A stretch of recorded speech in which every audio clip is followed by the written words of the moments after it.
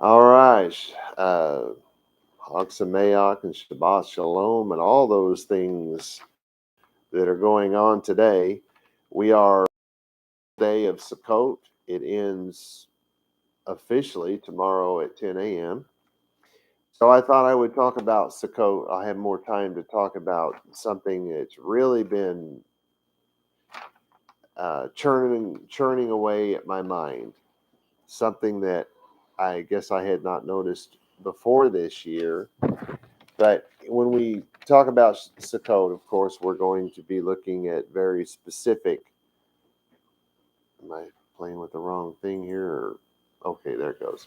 We're looking at Leviticus chapter 23, verses 33 through uh, 42, predominantly.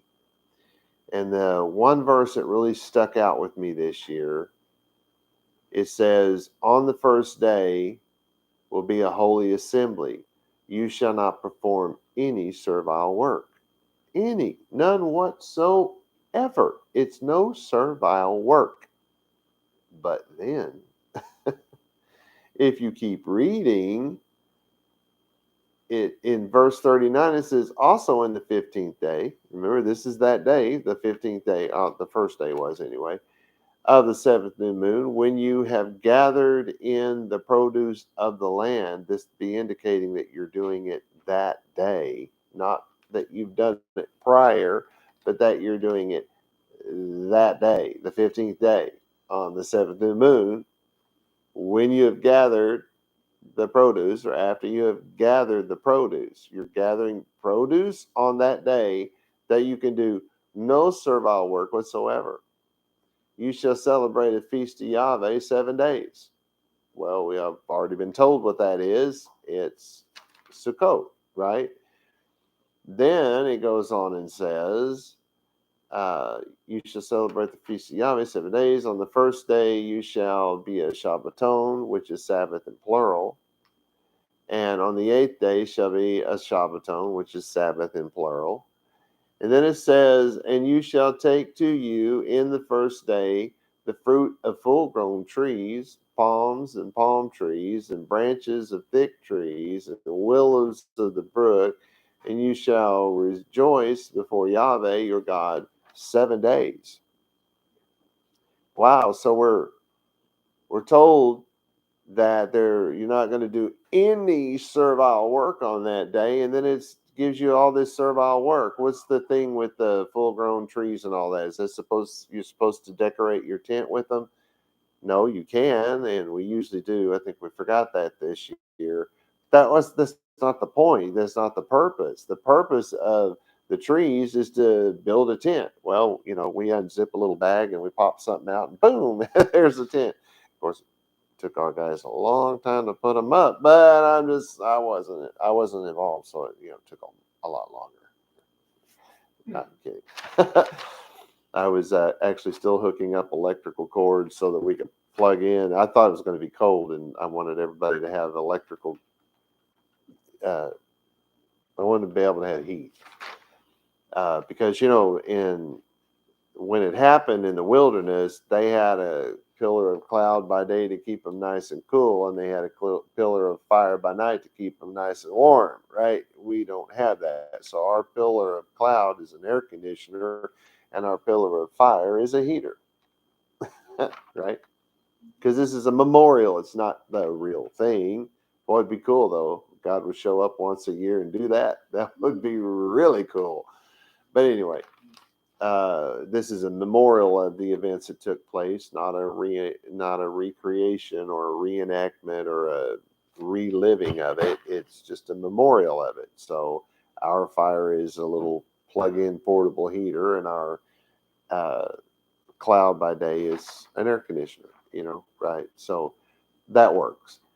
Uh, I know in times past I was a little more hardcore about that, but I finally realized, well, we don't have a pillar of cloud and a pillar of fire. So anyway, but you're being told no servile work, and then it's telling you to do all this work. I mean, you're talking about you were supposed to go down and cut down trees and use the palm branches for your roof. You've seen a roof made out of palm branches at some point in your life. If not in a book, you've seen it on television, or maybe you went to a tropical place where the roof was made of that sort of thing, or whatever it is they make it of now. But where they were, it would have been palm branches, not what do they use in Hawaii? Looks more like hay to me. I don't know. I don't know what it is, but it's not palm branch as far as I can tell. But anyway, so that was for the shingles, if you will, and the sticks and the branches and all that was for them to be able to basically build a little house so that they could live in. Uh, so it was a very hard working day, right? So how is it that you're not doing servile work? And this is, I'm going to have to give you a little history lesson here. Uh, when it comes to the Hebrew language, there was a time when academia went around saying that Hebrew was a dead language. It has never been a dead language. There has never been a time since the beginning of the of Judaism, since Father Abraham, let's say that. From that time till now, there has never been a time when the Hebrew language was not spoken. Now, when it began, we're not real sure. I should be a little more clear about that, because Father Abraham was not a Jew. He was a Chaldean, a Hasdai, if you say it right. But we say Chaldean these days. So he was not Jewish at all. His mother wasn't Jewish. His father wasn't Jewish. He wasn't raised Jewish.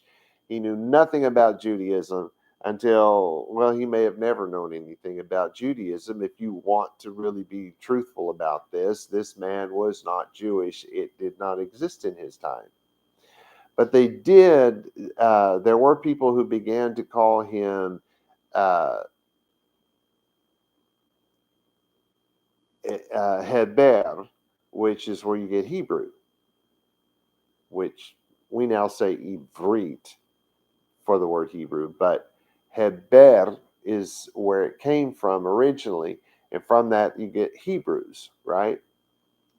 But nothing about Judaism, nothing about Jews, not that didn't exist in his lifetime. So it's funny that he's considered the father of the Jews, right? Because he's not even a Jew. So Jewish culture did not exist. If anything, we could say that our culture came from Chaldea, the land of Ur. Isn't that where he was from? Or is that somebody else? I don't know. Wherever that was, Mesopotamia, basically. So where do we get this idea? Where do we get this thing about? Anyway, let me move on. I'll come back to that, I'm sure. So let's talk about this idea of the Hebrew language going dead. Why is it? Well, because in all of the West, it was difficult to find anybody who spoke Hebrew because it was, one, illegal. Two, if you were a Jew, you couldn't have a job, you couldn't own land, you couldn't vote. The Jim Crow laws, they come from pogroms. That's where that idea came from. And the Jews were strapped down with that long before the black people in the South were. All of that stuff that happened to the black people in the South had been happening for millennia to the Jews. Only it was called pogrom. It was not called Jim Crow. So anyway, you wouldn't hear a lot of Hebrew if it's illegal, right? You're not going to hear a lot of Hebrew if somebody wants to have a job. They're not going to go around letting people know they're Jewish. They're not going to wear a kippah on the top of their head. They're not going to wear the ziziot hanging down from their pants because, one, that could get them killed, but two, they're not going to get a job and provide for their family this way, right? So they began to wear their ziziot on a little t-shirt type thingy that they wore under their clothing. Because they're Jews, they made it happen. It was actually illegal for them to wear that as an outer garment. So they found a way to make it happen, a way to wear it. Technically, it was an outer garment. Anything you wear is an outer garment, right? Because it's on top of you. It's not inside you. It's not attached to you. We hope. Hope you don't sew your clothes onto your arms, but you follow what I'm saying. So they found a way to get around that, and they found a way, kippah, the kippah, the thing on our head. That's not biblical. That's tradition. So it's not something anybody was worried about in the time, but they were worried about covering their heads because they believed in covering their heads when the scriptures were read, when prayer was said. What else? Um, there was one other reading of the word, prayers. Oh, good Lord. I can't believe I can't think of it. I'm not getting any help here. Anyway, so at this time, the language seemed to the West to have died. But it never did die. These people were in underground synagogues, sometimes even, the Jews, not the Christians, the Jews were the ones that hid underground. Now, the Christians, if you will, the ones that became known as Christians, at times they had to hide, they hid rather, not had to, but did hide in catacombs, in the cemeteries, the underground cemeteries. Jews would never have done that. No, we went to caves, they went to catacombs, right? Two very different things, because it's an unclean place, and you're not going to worship God in an unclean place. That is a bad thing. Don't mix the clean with the unclean. That's awful, right? So we have this perception that this language died. So in the late 1700s, all the way through the early 1900s, there were men who got together, particularly in the early to mid 1800s, that were trying to uh, discover what the Hebrew words meant in the Bible. So they would do all of this comparative. Okay, well, in this verse it seems to say this, and in this verse it seems to say that. And when you look at this word eretz, for instance, well, that was confusing because it seemed like they were talking about the whole earth at sometimes, and sometimes it seemed like they were talking about dirt, actual dirt.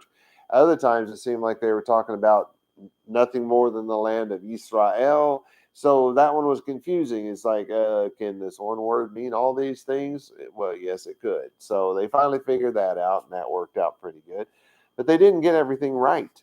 So if you're looking at a lexicon or a Bible dictionary, particularly among the Christians, there's a lot of mistakes in your books. Even if you're looking at the Gesenius, which is the one I recommend, because it is, I don't go Brown Driver Briggs because they base their work on Gesenius. It says it right in the introduction. If you don't believe me, go read the introduction. So why read something that's based on something else when you can go straight to the horse's mouth, if you will? So I prefer the Gesenius. But the Gesenius has some mistakes. And here's one. And it's a whopper. And this mistaken idea has crept into Judaism, and they don't have a clue, right? The Jews have no idea how wrong this is. So I'm going to tell you, Jews and you Christians, what's wrong and what's right about this word.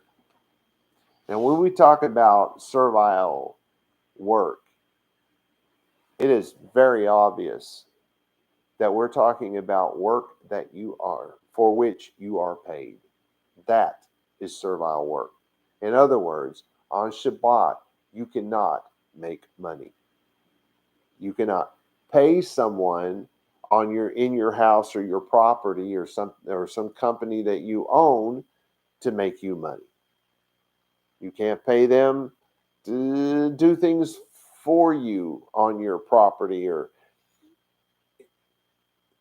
And this is why the Jews got in trouble. You just think, well, the Jews, they were just rebellious and they were all legalistic and full of bondage and they were just awful people. And that's why God kicked them to the curb, right? Because I read some stuff like that last night.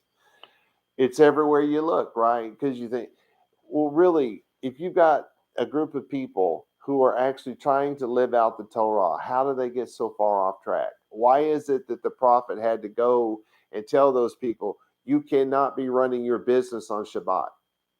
because they understood what these words meant. They spoke this language at a time when these words had universal meaning and had been passed down for 1,000, 2,000, 3,000 years. They knew what this meant. So they knew that servile work was paid work. Okay? So if it's paid work, then maybe you fall into this idea of working on Shabbat because, well, I'm not being paid. I'm just plowing my field for the fun of it. I'm just plowing my friend's field. He's not paying me, right? This is how this mistake happened. This is how the Jews fell off course, because it started off by the parents working on Shabbat, working in their yards, working in their fields, because they didn't get paid for that. Now, some of them did. They're growing crops and they're going to sell those crops. Well, then you can't do that on Shabbat. But if you're just growing crops that you and your family are going to eat, well, you're not getting paid for it, right? But then there would be Rabbim who would come in and say, but wait, wouldn't you otherwise have to buy that food? So in a sense, you're spending what you made from that, if you will. And so there was that argument. There was that concept there. So there was trouble in paradise, if you will. But the problem is when you've gotten to the place, because you know the word means paid, getting paid for something, you begin to work on Shabbat. What are your children going to be doing in a couple of generations? They're going to be running businesses and they're going to be making money. You follow what I'm saying? This was not a rebellious people trying to throw something in God's face. This is just something that broke down over time. And eventually they got into a bad, bad place with God. So, am I saying that you can work on Shabbat? Well, yes and no. Right here's a good example of a Shabbat. You're supposed to rest. You cannot make money. You cannot do your job where you make money on this day, right? Uh, on this day, there's Shabbaton. There's at least two Sabbaths on Sukkot, right? There's the opening Sabbath and the ending Sabbath, and then any Shabbat, we call it Saturday. Any Saturday that may happen to fall in between there's another Shabbat, right? So we wound up with 4 Shabbaton this year. It happens. But that's not why it's in plural. It's in plural because it's permanent, it's perpetual. So it's in Hebrew written in plural. So this becomes a very sketchy, very gray-ish area. Well, we build walls around Torah for a reason. And the reason why they say don't do any work at all is if you don't do any work at all, you don't have to worry about breaking God's law, right? So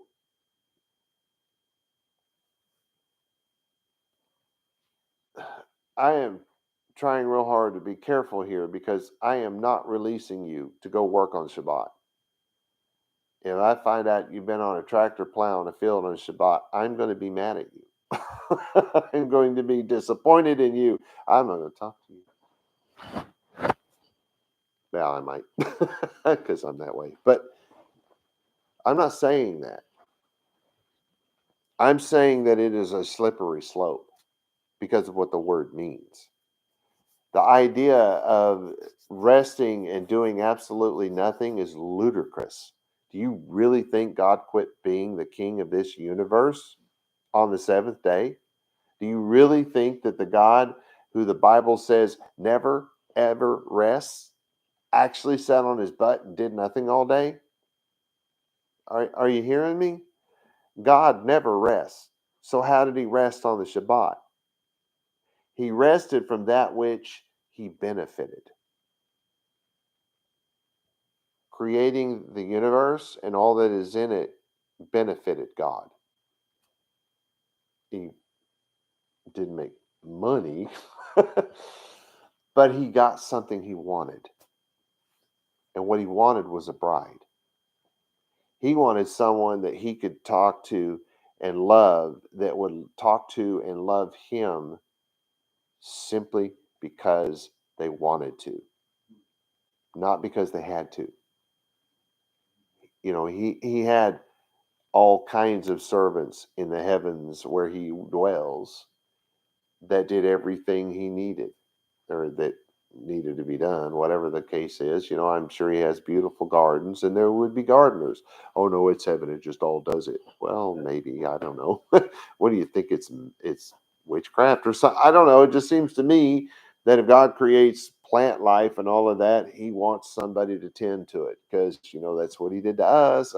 Take care of it, rule over it, tend to it. So I'm guessing that's how it works in heaven. I'm just throwing that out there. Don't want to lay down my life over that, but I'm pretty sure I'm right.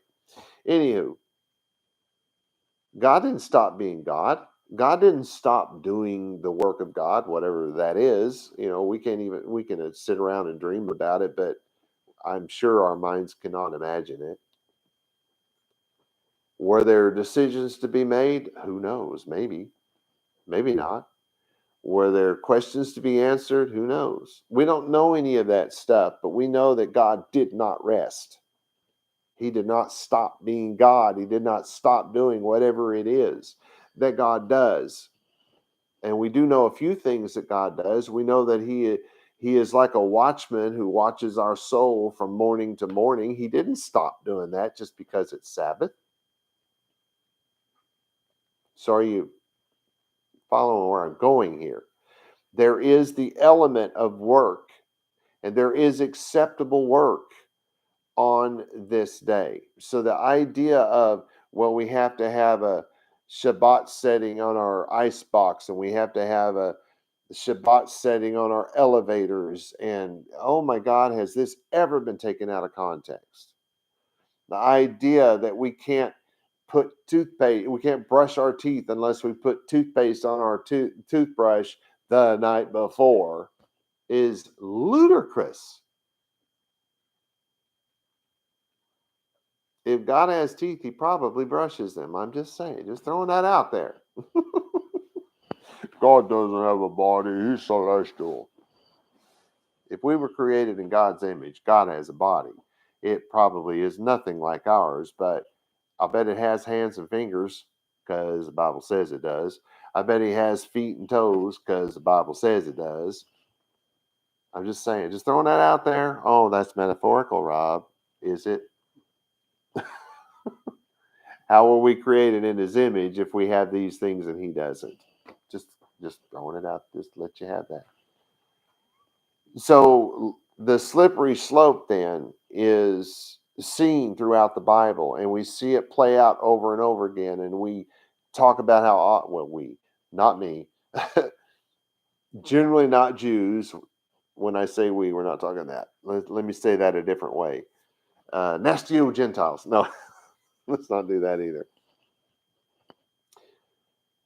The church in general will talk about how awful the Jews are, how, yeah, well, you know what? If somebody went down and wrote down all the nasty things that the church did and all that, oh, wait, somebody did, but we don't teach it. We don't, it's not in the Christian Bible, what the Christians have done, all of the people they've murdered in the name of their God and all the horrible things they've done. That's not in their Bible. So nobody gets to say, yeah, bud, look here, look, this is what the Christians did right here in Matthew 42:72.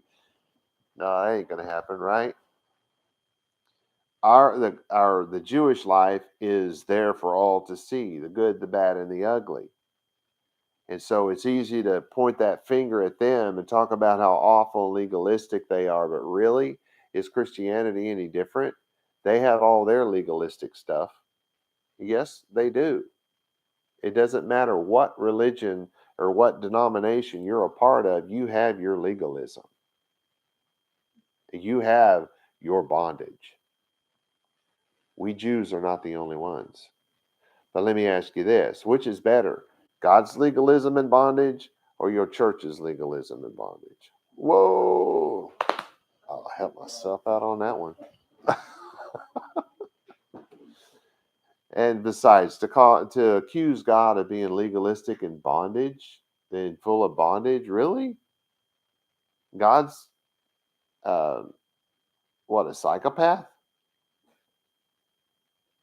What's a better word for that? Sadistic? Really? That's the God you think is in the Bible?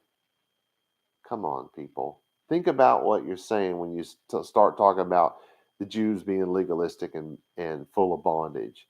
You better have some bondage in your life. If you're not a servant of God, who are you?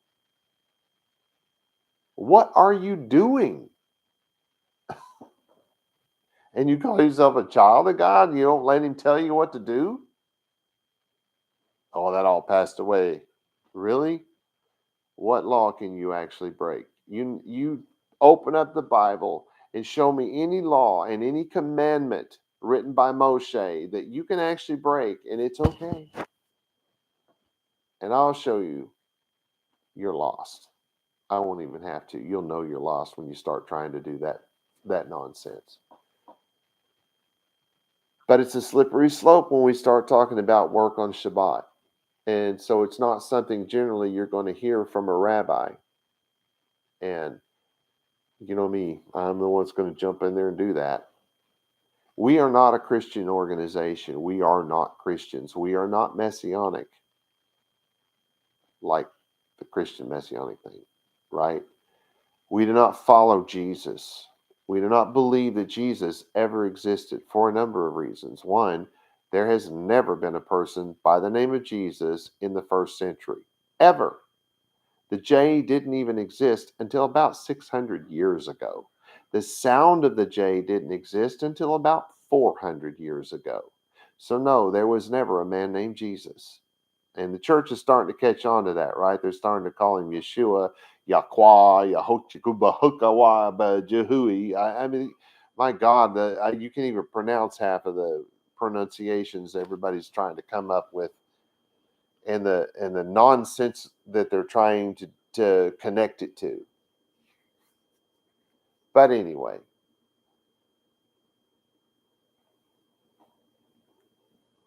God is sovereign. God does not change. Every word that has ever escaped God's lips is perfect, pure, and holy. There is no legalism in God whatsoever. If you're legalistic, that's on you. If you're calling Jews legalistic, you're ignorant. You don't know what you're talking about. We are followers and imitators of God Almighty. That's what the Torah is here for. So we don't want to break the Torah. But the people over time did, because they knew this word actually meant we could work. We just couldn't be paid for it. And we couldn't pay someone to come and do work on our house, our car, or whatever on the Sabbath. We couldn't on our property. You can't do that in your house. You can't do that on your property. You can't do that in a company that you own. It makes it difficult sometimes for Jews to be in certain businesses, like say you own an apartment complex. Wow, that's going to be a problem, because it's within your gates is how it's put. That's a Hebrew idiom, meaning that it belongs, it's yours. You're the boss of that, right? It belongs to you. That's within your gates. So you have to tell everybody that they have to participate in the feasts of God if they're going to live in your apartment complex. Yeah, good luck with that legally. Because if you only allow Jews to live in your apartment complex, now you're going to be sued for discrimination. If you try to make them do something like that, that's going to be some civil rights violation there. So it's a lot of Jews don't do that if they live according to God's law. but a lot of Jews don't live according to God's law, and that doesn't bother them. So I'm hoping you're getting the idea here that this isn't about some awful, nasty people who just, in the face of God, did not care and went off and committed their sin. That's not what happened. It's just that slippery slope that they began to slide down. And in our Western world, I promise you, if you start working on Shabbat, you'll slide down that hill. Because the Bible shows us that every time the Jews ever did that, they fell down that hill. You're not going to be an exception. You're not going to do it right. You're not going to do it better. You're going to slide off that hill with the rest of us. I'm just saying, it's a bad idea. But I want you to know the truth. I want you to know why we can actually work on a Sabbath, building Sukot, why we can do these things. Now, Passover, Pesach is different. We are very specifically commanded that we can do nothing. I mean, go back and read it. We're very specifically commanded on that particular one. And beyond the preparation, that's all we can do. That's completely, they're not all the same. The same rules do not apply to everything. So that one is very different. Don't get caught up in something like that. But I just want to be the guy that tells you the truth, but also the guy that tells you what's going to happen if you don't follow tradition here. And I'm not one for tradition like that. I'm not tradition, I'm not your guy. But there are times when tradition is not a bad thing. And by the way, Yeshua did not argue against tradition. He argued against the breaking of the Torah with tradition. That's two different things.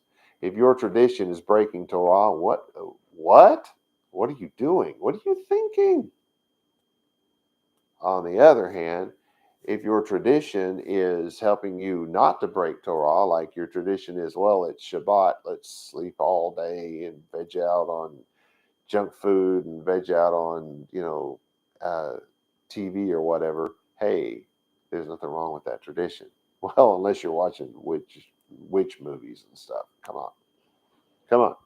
We're better than that.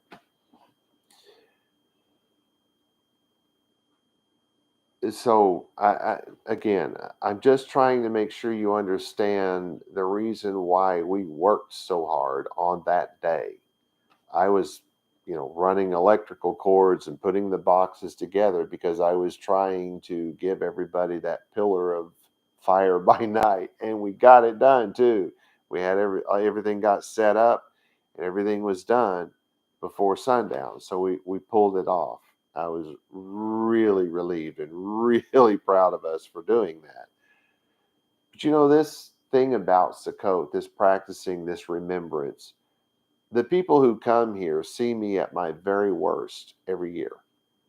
I'm at my very worst because every year I work from way before sun up till dinner time, when I basically pass out after I've had my dinner, for 1, 2, 3 months. There's always been something that I'm trying to get done in preparation for this feast. And this year was the worst exception, if you will, to the rule of not overdoing it, because we have this new to us house, which, if you were looking for a house to rent, you would not rent this house right now. But when it's finished, yeah, you'd be happy with it. The plumbing, the sewage underneath is going to have to be completely yanked out and completely redone. They have just butchered the living daylights out of it. And they didn't prep the walls and the floors properly. And I realized yesterday, looking at it, that it's not even safe to sit on the toilet. You may wind up on the ground below the house. Wow. I mean, it's bad under there. The rest of the floors are fine. I mean, the wood was just as yellow as it was the day they put down, but there's a couple of places, like in the bathroom and stuff, where, wow, did that guy ever mess that up? And I hope you don't think I'm complaining here. I'm very happy that God gave us a new home. I'm just saying, is dangerous right now, right? So we were trying to get some things done because we were using it as our tent this year, which is wonderful for me because now I won't be tearing it down and trying to fold it up for the next 3 months. All we have to do is fold up 2 tables and 8 chairs and put them back where they go, and we're done. Woohoo! Our tent is put away. That's pretty exciting for me because the last time it took that long because it kept raining on me. I'd get the tarp down and all that, and then it pour down rain. I'd have to wait 3 days for the thing to dry, and I'd fold it out, and then by the time I got it turned over so the other side could dry, it poured down rain again. It just took forever to get that thing put up, but it's just one of those things that it just was what it was. This year, not so much. I'm really happy about that.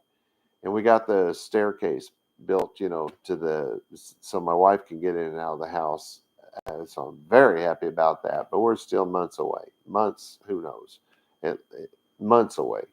I don't even want to think about how far away we are from being able to move into it. So I had to hook up the electricity, leading up to this year, I guess is the point. I spent months working on, I had to work on the old house to get it ready for the move. And then when the new house got here, I had to work on the electricity because the people who moved it took a saw and just went right through our electrical wires. Yahoo! And then if that wasn't bad enough, the people who used to live in it nearly set the place on fire, hooking things up improperly. So, it took me a while to figure all that mess out and repair it all and make the house safe again. Is the roof had holes in it, had to replace wood and shingles and stuff like that, So the months leading up to it had worn me down to a frazzle. And then when they get here, we're doing all that work, still trying to get ready for Sukot, still trying to get it so that my wife can get in and out of the house to participate with us. So they see me at my worst. Well, that's kind of the point. I don't become some God, some with a little g. I don't become some celebrity. I don't become some bigger than life person. I'm just human. And some people these days get very offended at me being human. They want Joel Osteen thing. Do you really think he's as perfect as he looks in public in front of the cameras? You think he doesn't get angry? You think he doesn't cuss? Didn't think he doesn't drop F-bombs? I bet he does. I'll bet he does. And if he tells me otherwise, I'll call him a bald-faced liar to his face because he shaves, so he's bald-faced. Anyway, that's a Jewish thing, by the way. But the whole point is to everybody to see the humanness, everyone to smell the smelliness, to eat the food that's a little gritty from all the dust. You're supposed to participate in this thing. You're supposed to see that life was not perfect for these people. In fact, at times it was very hard. At times it rained the whole, weeks at a time. At times it was a drought. At times it was so hot you couldn't breathe. At times it was so humid you just were raining from your forehead, right? That's the point. They went through it for 40 years, and all of God is asking from us is 1 week a year. And no, it's not a vacation. And yes, there's a lot of work in Sukot. Set up, the tear down, and all of that, and none of that's a sin. And if you're going to do work, it had better not be the work that you get paid for. You don't answer the phone to your business on a Sabbath, ever. You don't respond to text messages and what's that other thing called on the computer? Emails. I went blank. I didn't know what it was called. You don't respond to emails. You don't do any of those things because that's part of how you get paid. That's a sin. And it's a pretty big one. on the Sabbath. That's law number 4. You keep it holy. And you doing anything that has anything to do with what makes you money, that is a big defilement of that day. And so you don't want to get on a path where you're finding yourself working.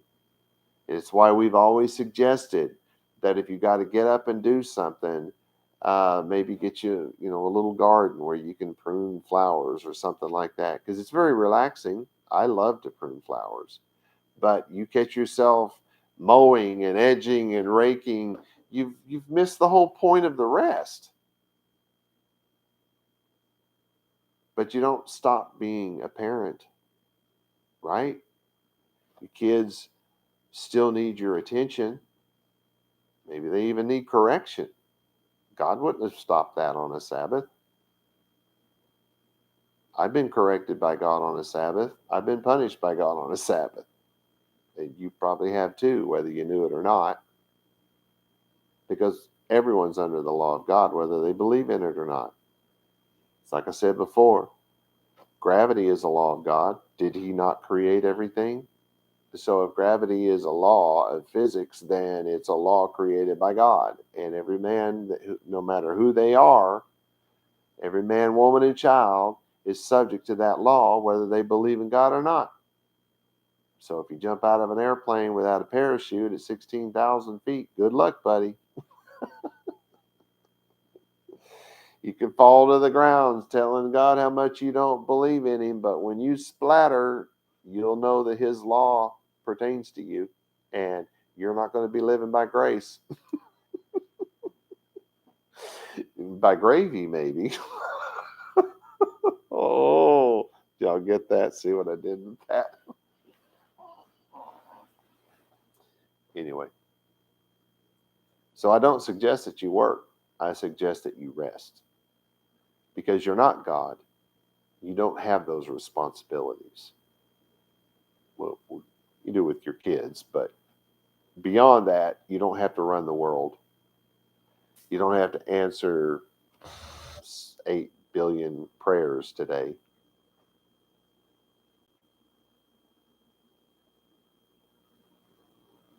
You've heard the truth. You know now why there is work on a Sabbath.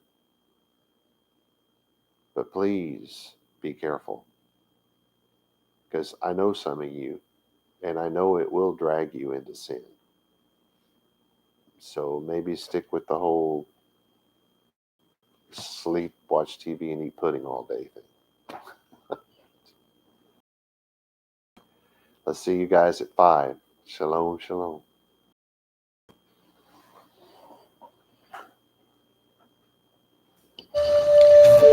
The blessing, Be'ivrit. Yevarecha Yahweh beyish meracha. Ya'er Yahweh panai v'lecha vihunacha. Yisa Yahweh panai v'lecha v'yasim lecha shalom. And in English, may Yahweh cause you to lie down so that you may rest. May he touch and caress you. May he prepare you for what is ahead. May he watch over you. May he keep you from harm. May he cause goodness to grow in you and take away the bad. May he arrange your life and cause you to flourish. May he cheer you up and gladden your heart. May he cause his light to shine through you. May he show you tenderness and favor and love in his presence. May he show you kindness and be delicate towards you. May he show you his generosity, mercy, compassion, and desire for you as it comes forth from the depths of his soul. May he lift you out of your pit and deliver you from the things that hold you prisoner. May he draw you to his chest and cast his eyes on yours. May he show you his love and desire for you as he cradles you in his arms. May he bear your punishment and pardon you of your sin. May he take you for his bride. May he establish a foundation in you. May he place his name on your heart and mind and make your body his temple. May you be his treasure. May you always be on his mind. May he draw you near and comfort you when you are afraid. May he assure you there is nothing to fear because he is with you. May you and all that concerns you be at peace because he is your friend. Amen.